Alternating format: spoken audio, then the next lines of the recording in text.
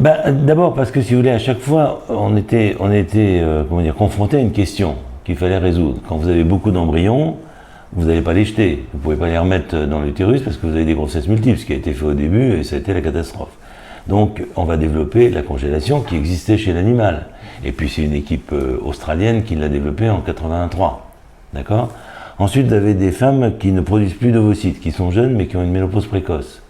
Donc on se rend compte qu'on peut transférer un ovule d'une autre femme et que déjà sur le plan strictement médical, ça va prendre, c'est pas rejeté, alors que normalement ça devrait être rejeté. Hein. Mais ça ne l'est pas parce que la grossesse est une tolérance immunologique, il y a plein de rejets.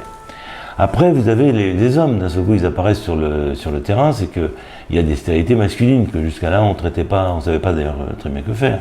On se rend compte qu'avec l'ICSI, qui a été fait en Belgique, on arrive à féconder là où on n'arrivait pas à féconder. Ensuite, il y a les problèmes génétiques, c'est-à-dire là où il y a un couple qui a un risque de transmettre une maladie génétique, et donc on se rend compte que plutôt que laisser la loi du hasard, on peut analyser un embryon et éviter de remettre celui qui a développé une maladie grave. Voilà. Donc, si vous voulez, puis ensuite, on a le problème de la congélation des oocytes. Parce que pourquoi avoir tellement d'embryons congelés qui posent des problèmes à beaucoup de gens? Peut-être vaut mieux avoir des oocytes congelés, quitte à les féconder ultérieurement. Donc, si vous voulez, à chaque fois, on a des nécessités qui s'imposent, et c'est pas fini. Et à partir de là, effectivement, il y a l'envie de prendre les choses à bras-le-corps, d'être soutenu par une équipe, parce que j'insiste là-dessus, c'est pas moi tout seul. Hein.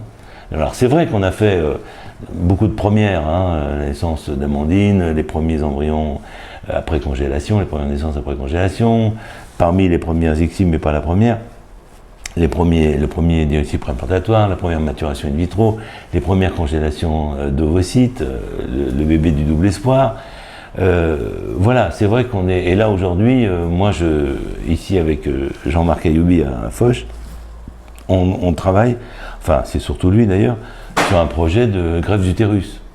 Donc, vous voyez, à chaque fois, on est confronté à des développements, à des possibilités.